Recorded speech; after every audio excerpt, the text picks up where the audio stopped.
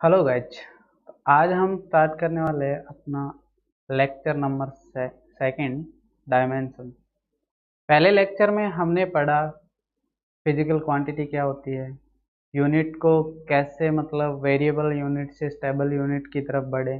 फिर हमने पढ़ा कि फंडामेंटल क्वांटिटीज की हमें नीड क्यों हुई। सिस्टम ऑफ यूनिट्स के बारे में हमने पढ़ा और उसके बाद में ड्राइव्ड क्वांटिटीज के बारे में भी हमने जाना और कुछ यूनिट पे बेसिक से क्वेश्चन भी किए थे। आज हम बात करने वाले हैं डायमेंशंस को लेकर के। पहली चीज ये आती है कि इस चैप्टर में हम यहाँ डायमेंशंस की स्टडी क्यों कर रहे हैं और यहीं पर इसकी स्टडी करने की नीड क्यों है, हमें नीड क्यों है कि अभी हमें डायमेंशंस की स्टडी करनी चाहिए। हमने जिन फंडामेंटल क्वांटिटीज के बारे में पढ़ा था तो हमने देखा था कि 7 फंडामेंटल क्वांटिटीज होती है। उसके बाद में हमने देखा था कि प्लेन एंगल और सॉलिड एंगल को भी as a fundamental quantity use किया गया है। तो उसके बाद हमने जब ड्राइव्ड क्वांटिटी की तरफ बढ़े थे तो हमने ये देखा था कि ड्राइव्ड क्वांटिटी जो होती है वो फंडामेंटल क्वांटिटीज की टर्म्स में एक्सप्रेस की जाती है या टर्म्स में लिखी जाती है। तो अब हम ये देखते हैं डायमेंशंस के थ्रू हम डायरेक्टली इस बात का पता कर सकते हैं कि हमारी जो ड्राइव्ड क्वांटिटी है वो फंडामेंटल क्वांटिटीज के ऊपर किस तरह से डिपेंड करती है। इसी के लिए हम डायमेंशंस की स्टडी करते हैं और हम ये भी पता करते हैं कि कौन सी इक्वेशंस जो है, जो लिखी गई इक्वेशंस है, वो सही है भी या नहीं भी है। इस बारे में हम डायमेंशन से इजीली पता कर सकते हैं। तो हम स्टार्ट करते हैं आज का अपना lecture number second, dimension. Dimension, the dimensions of physical quantities are their powers or exponents to which the best quantities are raised to represent that quantity।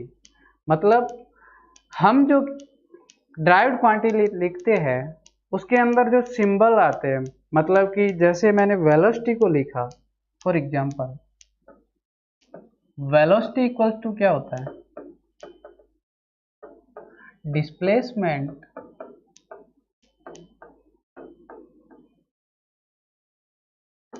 Divide by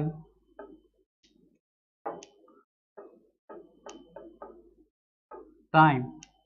displacement divide by time हमारा क्या होता है, velocity होती है। लेकिन हम हर बार जब इन फॉर्मूलों को लिखते हैं तो हमेशा के लिए वेलोसिटी और डिस्प्लेसमेंट की स्पेलिंग नहीं लिखते। हम वेलोसिटी के लिए v को रिप्रेजेंट करते हैं, v से। डिस्प्लेसमेंट के लिए कैपिटल D से, कभी कभी स्मॉल d से भी रिप्रेजेंट किया जाता है, और टाइम को स्मॉल t से रिप्रेजेंट करते हैं। ठीक है। डिस्प्लेसमेंट को जो हमने देखा था हम मीटर में मेजर करते हैं और टाइम को सेकंड में मेजर करते हैं। इस तरह से हमारे पास वेलोसिटी की यूनिट आई थी। अब हम बात कर रहे हैं कि जब डायमेंशंस को हम इसलिए स्टडी करते हैं कि कोई भी ड्राइव्ड क्वांटिटी जो होती है वो फंडामेंटल क्वांटिटीज पे किस तरह से डिपेंड करती है। तो उसके लिए क्या करते हैं, डायमेंशंस को कैसे रिप्रेजेंट किया जाता है। तो डायमेंशंस लिखने के लिए हम क्या करते हैं, फिजिकल क्वांटिटीज के ऊपर पावर लिखते हैं। जिस तरह से इसके अंदर अगर देखा जाए, अगर मैं वेलोसिटी की इक्वेशन को इस तरह से लिखता हूँ, डी टी की पावर -1 एंड डी की पावर 1, तो ये इक्वेशन हमें क्या कहती है, जो वेलोसिटी जो है वो जो फंडामेंटल क्वांटिटी लेंथ है उसकी पावर 1 के ऊपर डिपेंड करती है और टाइम के इनवर्सली डिपेंडेंट है। इसीलिए हम क्या करते हैं, डायमेंशंस की स्टडी करते हैं। अगर यहाँ मैं बात करूं डायमेंशंस ऑफ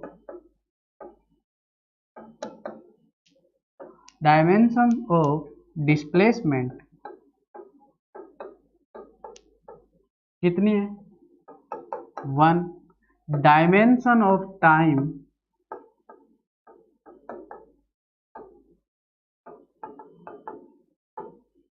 क्या है, -1। यहाँ डायमेंशन ऑफ डिस्प्लेसमेंट 1 है, डायमेंशन ऑफ टाइम क्या है, -1। अब अगर कोई पूछ ले कि dimension of velocity, dimension of velocity, तो वेलोसिटी की डायमेंशन कैसे लिखी जाएगी, d की पावर 1 t की पावर -1। लेकिन डायमेंशंस को लिखने का तरीका ये नहीं होता है। इसके लिए एक सूटेबल तरीका होता है, जब भी हम किसी चीज की डायमेंशंस लिखने जाते हैं तो उसको हमेशा हम क्या करते हैं, स्क्वायर ब्रैकेट के अंदर लिखते हैं। उसके बाद में ये जो ड्राइव्ड क्वांटिटी होती है वो किन किन फंडामेंटल क्वांटिटीज पे डिपेंड करती है और कितने पावर्स पे डिपेंड करती है, उनको लिखा जाता है ये डी और टी की पावर -1। लेकिन जो फंडामेंटल क्वांटिटी है उनके लिए हम डायमेंशंस के अंदर क्या करते हैं, सिंबल का यूज करते हैं। बात ये आती है कि सर हम इनको इस तरह से क्यों नहीं लिख सकते, इनके लिए एक स्पेशली सिंबल का क्यों यूज किया जाता है। तो हम यहाँ जो डी और टी, अब कुछ लोग क्या होते हैं कि डिस्प्लेसमेंट को कैपिटल डी से रिप्रेजेंट करते हैं, कुछ लोग इसको एच से भी रिप्रेजेंट कर सकते हैं, कुछ लोग स्मॉल डी से भी रिप्रेजेंट कर सकते हैं। इसलिए फंडामेंटल जो 7 फंडामेंटल क्वांटिटी थी उनके लिए एक डिफाइंड सिंबल बनाए गए, जिसमें से पहले अपने लिए लेंथ थी, तो लेंथ के लिए कैपिटल एल, मास के लिए कैपिटल एम, टाइम के लिए कैपिटल टी, सारे कैपिटल में होते हैं। करंट के लिए कैपिटल ए, कभी कभी इसको कैपिटल आई से भी रिप्रेजेंट कर दिया जाता है। और इसी तरह से टेम्परेचर के लिए कैपिटल के, या कभी कभी इसको थीटा से भी रिप्रेजेंट किया जाता है। तो हम अब वेलोसिटी की डायमेंशंस कैसे लिखते हैं, वेलोसिटी के लिए जिसकी डायमेंशन लिखनी होती है उसको किस में लिखेंगे, स्क्वायर ब्रैकेट के अंदर। ये किस किस पे डिपेंड करती है, ये डिस्प्लेसमेंट डिवाइड बाय टाइम होता है, मतलब ये लेंथ एंड टाइम पे डिपेंडेंट है। लेंथ पे किस तरह से डिपेंडेंट है, m की पावर 0, मतलब मास पे तो वेलोसिटी डिपेंड ही नहीं कर रही। तो इसलिए जब भी किसी क्वांटिटी की पावर 0 हो जाती है तो इसका मतलब क्या होता है, 1। और 1 को किसी भी नंबर से, डिजिट से या किसी भी चीज से आप मल्टीप्लाई करते हो तो उसका कोई इफेक्ट नहीं आता है। तो L की पावर 1, T की power -1, these are the dimensions of velocity। इसी तरह से अगर मैं एक्सीलरेशन के डायमेंशंस के बारे में बात करूं, एक्सीलरेशन की डायमेंशंस किस तरह से लिख सकते हैं हम, एक्सीलरेशन इक्वल्स टू क्या होता है, वेलोसिटी डिवाइड बाय टाइम। हमने अभी भी वेलोसिटी की डायमेंशंस के बारे में पढ़ा है, अब हमें एक्सीलरेशन की डायमेंशन लिखनी है। हमें जिसकी डायमेंशन लिखनी होती है उसको क्या करते हैं, स्क्वायर ब्रैकेट के अंदर लिखते हैं। उसके बाद में कितने फंडामेंटल क्वांटिटीज पे डिपेंड करते हैं ये हम इसके फॉर्मूले से फाइंड आउट करते हैं। तो यहाँ पर वेलोसिटी की डायमेंशन हमें पहले ही पता थी, L T-1 और डिवाइड बाई T। तो इसको क्या लिखेंगे, L T की power -2। This is the dimensions of acceleration. इसी तरह से अगर कोई हमें डेंसिटी की डायमेंशंस के बारे में पूछ ले, डेंसिटी को किससे रिप्रेजेंट करते हैं, रो से। जिसकी हमें डायमेंशंस लिखनी होती है उसको क्या रखते हैं, स्क्वायर ब्रैकेट में। डेंसिटी इक्वल्स टू होता है मास डिवाइड बाय वॉल्यूम।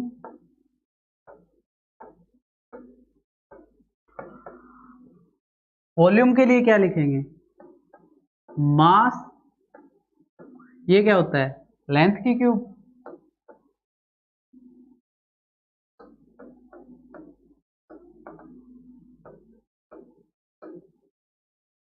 तो डेंसिटी की डायमेंशंस क्या होगी, मास के लिए कौन सा सिंबल यूज करते हैं, capital M.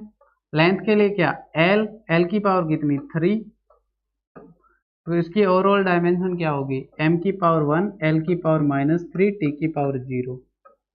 This is the dimension of density. ये हमें डायमेंशन लिखने का तरीका होता है। अब हम डायमेंशंस लिखने के कुछ तरीके सीख चुके हैं, तो अब हम कुछ क्वेश्चनों पे चलते हैं जो बेसिक्स क्वेश्चंस है उन पे। Find the dimension of force. जब हमें फोर्स की डायमेंशन के बारे में फाइंड आउट करना है, पहले तो हमें इसका फॉर्मूला पता होना चाहिए।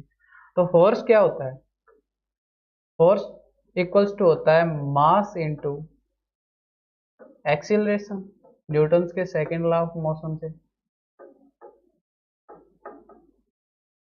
ठीक है। जिसकी हमें डायमेंशन लिखनी होती है उसको क्या करते हैं हम, स्क्वायर ब्रैकेट में लिखते हैं। उसके बाद में क्या, मास इनटू एक्सीलरेशन। हमने एक्सीलरेशन की डायमेंशन अभी फाइंड आउट की है। मास के लिए क्या, m की पावर 1, एक्सीलरेशन क्या, l की पावर 1 t की पावर -2। तो फोर्स की डायमेंशन क्या हो जाएगी, m की पावर 1, l की पावर 1, t की पावर -2। और हम डायमेंशन से इसकी यूनिट भी लिख सकते हैं। किस तरह से लिख सकते हैं, मास मतलब केजी, लेंथ मतलब मीटर, टाइम मतलब सेकंड, सेकंड की पावर कितनी है, -2। ये क्या होती है, हमने पिछले लेक्चर में देखा था, यूनिट ऑफ फोर्स, और इसको प्यार से न्यूटन भी बोला जाता है। ठीक है। Find the dimension of plane angle. हमें प्लेन एंगल की डायमेंशन फाइंड आउट करनी है। हमने प्लेन एंगल के बारे में पिछले लेक्चर में बात की थी, इसको as a fundamental quantity use किया जाता है। तो इसकी डायमेंशन होती है या नहीं होती है, इसके बारे में बात करते हैं। प्लेन एंगल क्या होता है,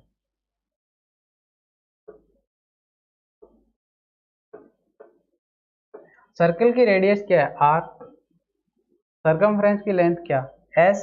तो थीटा इक्वल्स टू क्या क्या होता है, s डिवाइड बाई r। और जिसकी यूनिट क्या होती है,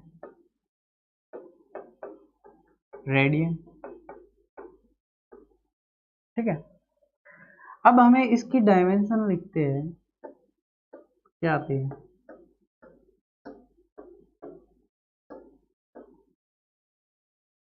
एस क्या है, लेंथ ऑफ सरकमफेरेंस, सर्कल की सरकमफेरेंस की लेंथ, या इस आर्क की लेंथ बोला जाता है इसको। लेंथ को हमेशा किस में मेजर करते हैं, मीटर में, मतलब क्या, L divide by radius. Radius क्या है, रेडियस भी तो एक डिस्टेंस, एक लेंथ ही है। इसको किस में मेजर करते हैं, मीटर में, तो डिवाइड बाई क्या, एल, इक्वल्स टू क्या आ गया, m0 l0 t0।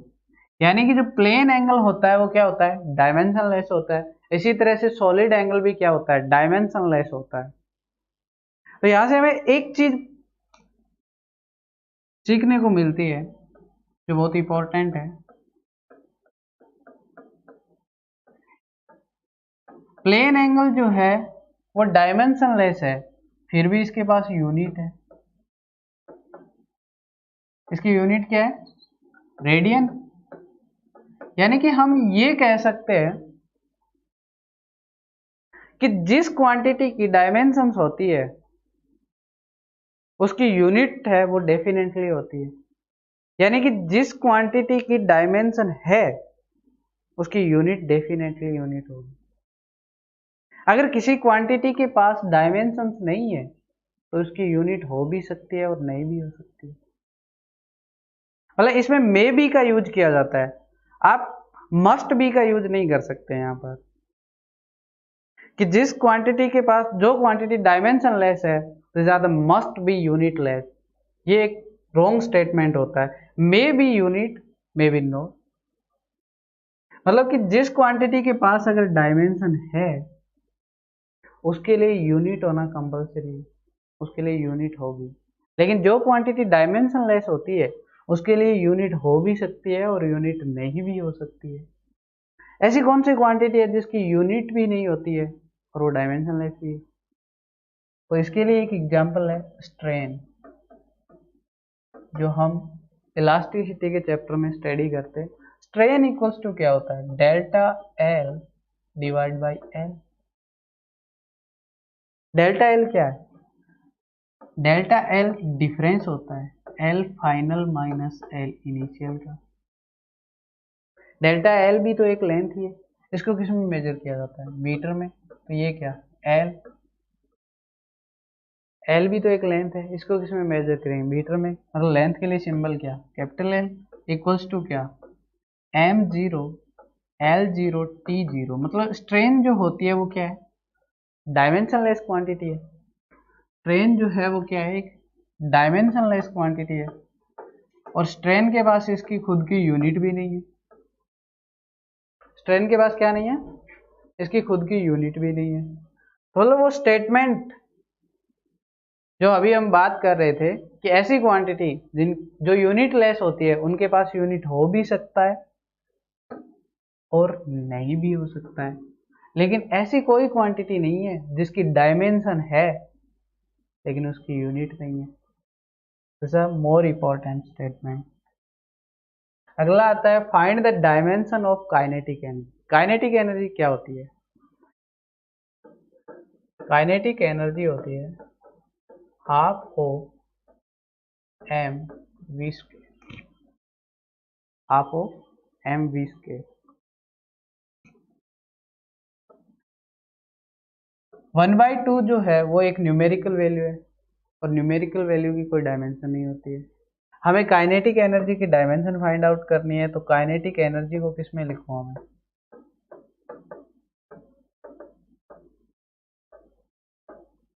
Square bracket के अंदर इक्वल्स टू क्या? मास इनटू वेलोसिटी की स्क्वायर। मास के लिए क्या? m, वेलोसिटी की डायमेंशन हमें पता है एल टी माइनस 1 और इसकी क्या है? स्क्वायर है। इसकी ओवरऑल डायमेंशन क्या आ गई? M L two T minus 2। ये किसकी डायमेंशन आ गई? काइनेटिक एनर्जी की। काइनेटिक एनर्जी की यूनिट के बारे में बात की जाए तो इसकी यूनिट होगी क्या? KG metre square divide by second square. ऐसी यूनिट हम एक और क्वांटिटी की भी देखते हैं, वर्क की। वर्क क्या होता है? वर्क इक्वल्स टू होता है force into displacement.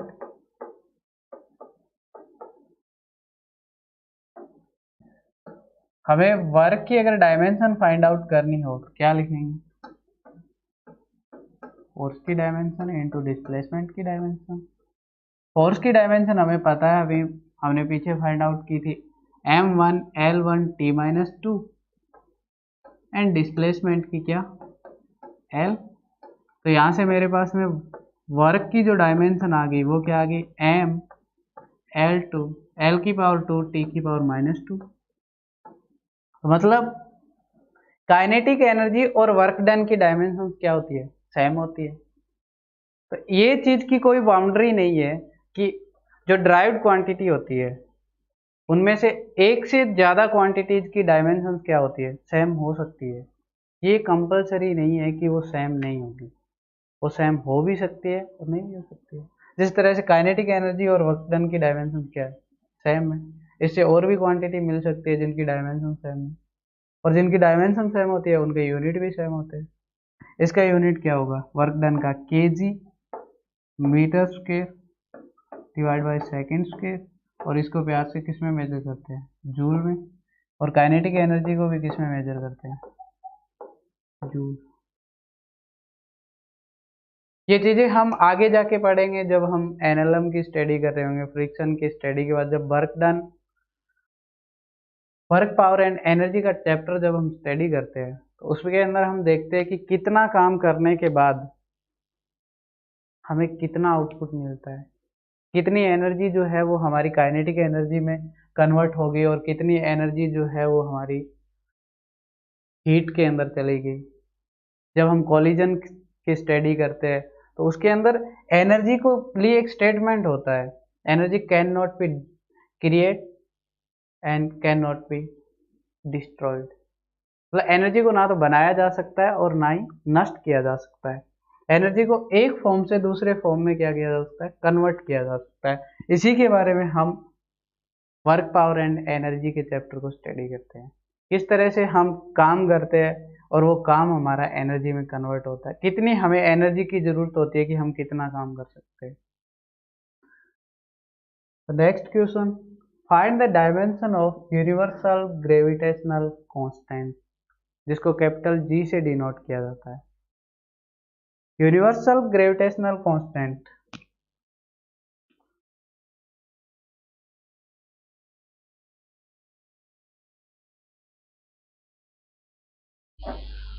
Next question, find the dimension of universal gravitational constant. Force equals to होता है capital G m1 m2 divide by r square, जहाँ पर कैपिटल G को ग्रेविटेशनल कांस्टेंट बोला जाता है, F फोर्स है,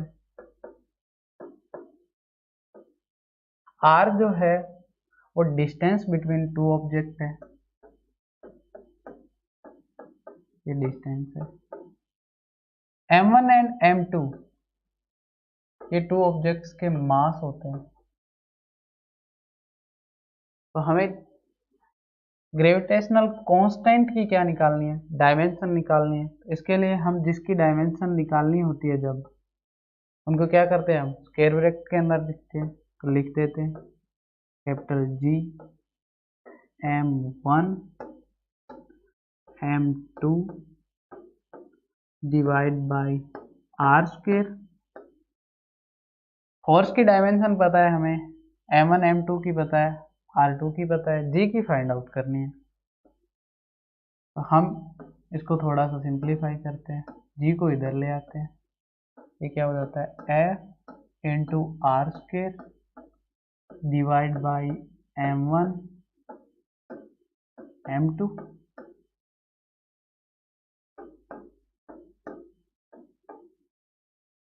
टेंथ क्लास में सीखते हैं, 6th 7th 10th।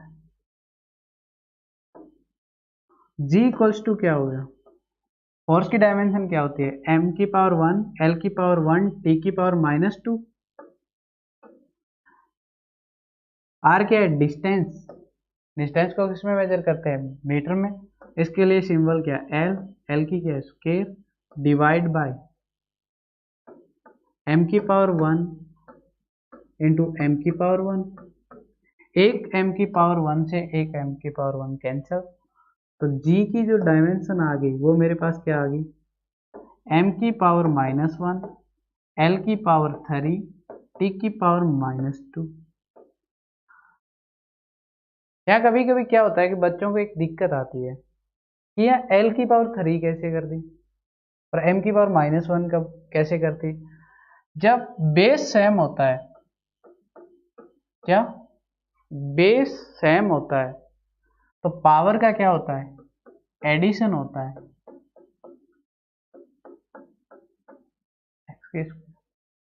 जब बेस सेम होता है और क्वांटिटी मल्टीप्लाई में होती है तब पावर का क्या होता है, एडिशन होता है।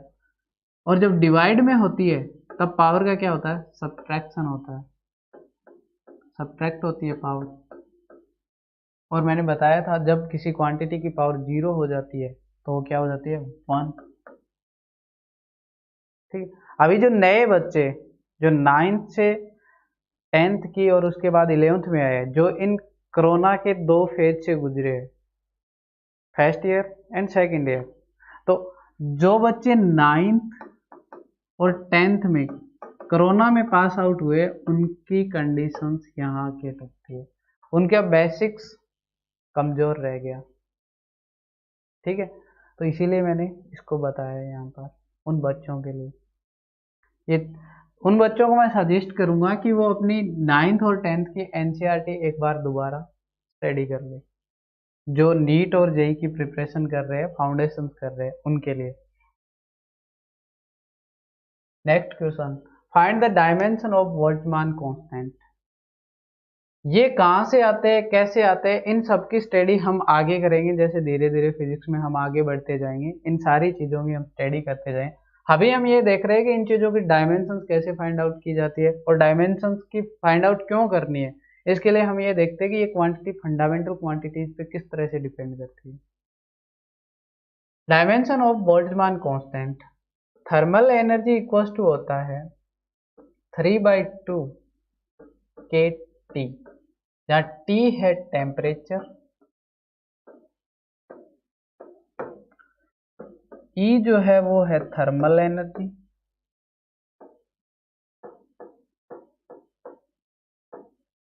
और K जो है वो है बोल्ट्जमान कांस्टेंट।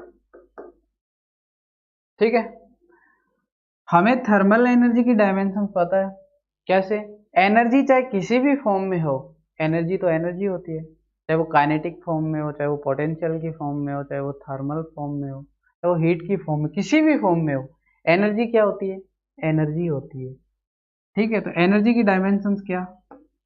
m की पावर 1, l की पावर 2, t की power -2 equals to 3/2 numerical value है जिसकी कोई डायमेंशन नहीं होती। k की हमें क्या करना है? डायमेंशन फाइंड आउट करना है। t क्या है? टेम्परेचर है। यहाँ t को गलती से कभी कभी गलती हो जाती है, जब हम डायमेंशन लिखते हैं तो हम टाइम को कैपिटल T से लिखते हैं और यहाँ t लिखा हुआ होता है, तो बच्चे क्या करते हैं? गलती से कैपिटल T लिख देते हैं और यहाँ टाइम में ऐड कर देते हैं। इसीलिए इन चीजों को पहले लिख लिया करो कि ये टेम्परेचर है। टेम्परेचर को किससे डिनोट करते हैं? कभी कभी थीटा से और कभी कभी के से। हम यहाँ थीटा से डिनोट कर देते हैं क्योंकि के हमारे पास पहले से ही है। तो के इक्वल्स टू क्या आ गया?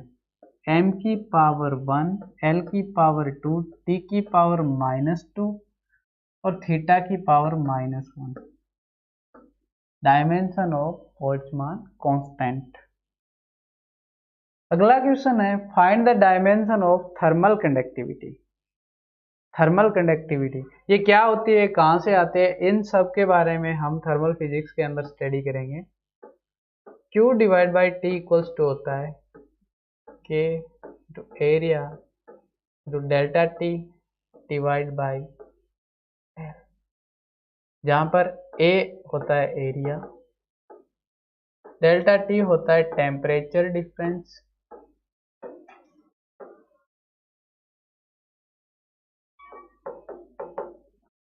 L है लेंथ,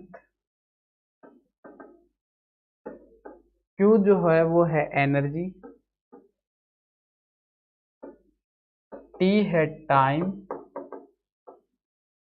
और हमें K जो है वो है थर्मल कंडक्टिविटी। हमें K की डायमेंशन फाइंड आउट करनी है।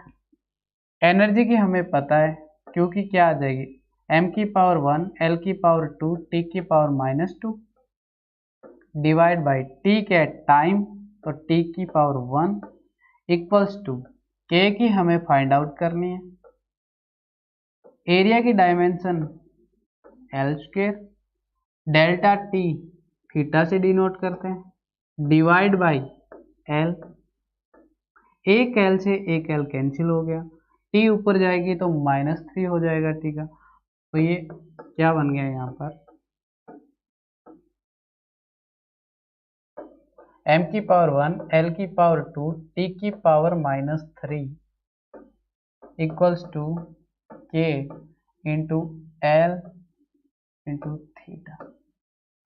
तो k की डायमेंशन जो है वो हमारे पास क्या आ गई? m की पावर 1, l की पावर 1 क्योंकि एक l, k इक्वल्स टू हो गया m की पावर 1, l की पावर 2, t की पावर -3 डिवाइड बाय l की पावर 1, थीटा की power 1।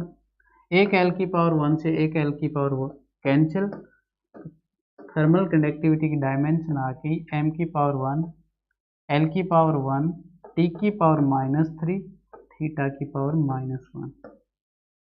Dimension of thermal conductivity. इसी तरह से अगला क्वेश्चन है, find the dimension of coefficient of viscosity. Viscosity की स्टडी हम फ्लूइड के चैप्टर में करेंगे। जो लिक्विड का फ्रिक्शन हम फाइंड आउट करते हैं, वहां पर हम कोफिशिएंट ऑफ विस्कोसिटी के बारे में बात करते हैं। ये होता है force into Neeta area into delta we by delta x. Delta we जहां पर वेलोसिटी हो, ए एरिया है, डेल्टा एक्स डिस्प्लेसमेंट है,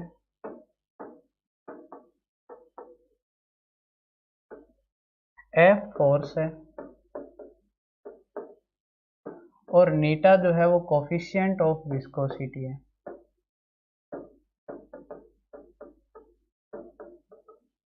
हमें फोर्स की डायमेंशन पता है, एरिया की पता है, वेलोसिटी की पता है, डिस्प्लेसमेंट की पता है। हमें अननोन क्वांटिटी हमारे पास क्या है, नीटा। तो फोर्स की डायमेंशन क्या होती है, m1 L1 टी की पावर -2। नीटा की हमें फाइंड आउट करनी है, एरिया की L स्क्वायर, वेलोसिटी की L t-1 divide by displacement की L, एक L से एक L कैंसिल। तो नीटा की डायमेंशन जो है वो क्या आ जाएगी,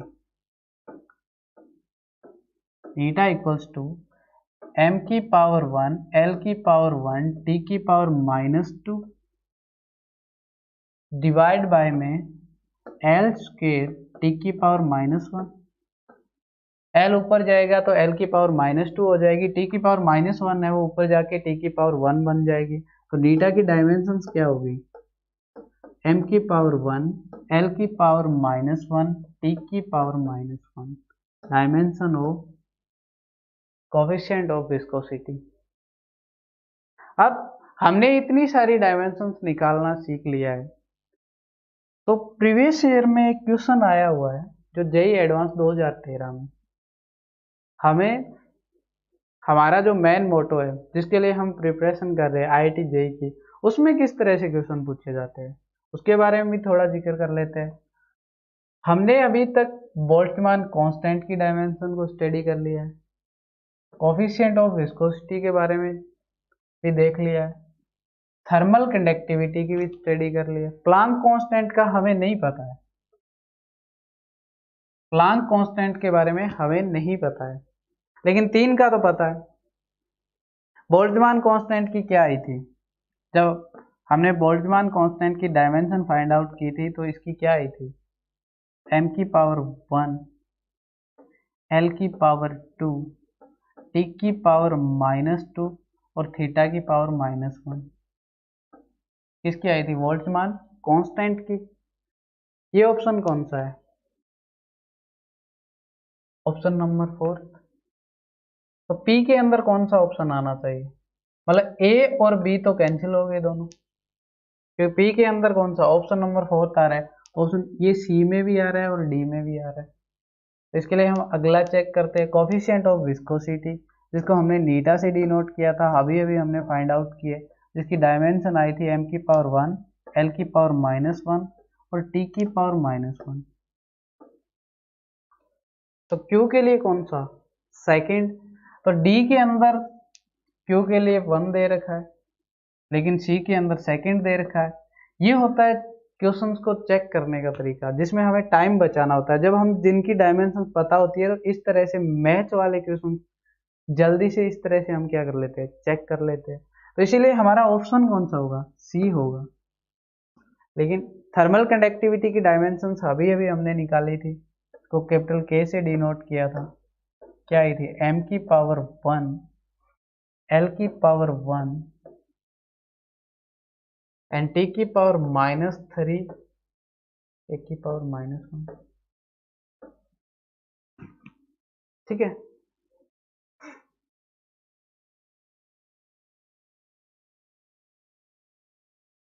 तो एस के अंदर हमारा कौन सा आ गया, थर्ड ऑप्शन आ गया। अब बात करते हैं प्लांक कांस्टेंट की। हमें प्लांक कांस्टेंट के बारे में पता नहीं है। जब हम मॉडर्न फिजिक्स की स्टडी करने जाते हैं, जब हम लाइट्स के बारे में स्टडी करते हैं, तो प्लांक साहब ने एक बहुत ही अहम भूमिका निभाई थी और एक इक्वेशन दी थी उन्होंने, E बराबर hc/λ, जहाँ पे h क्या है, प्लांक कांस्टेंट, E क्या होती है, एनर्जी, C क्या है, स्पीड ऑफ लाइट,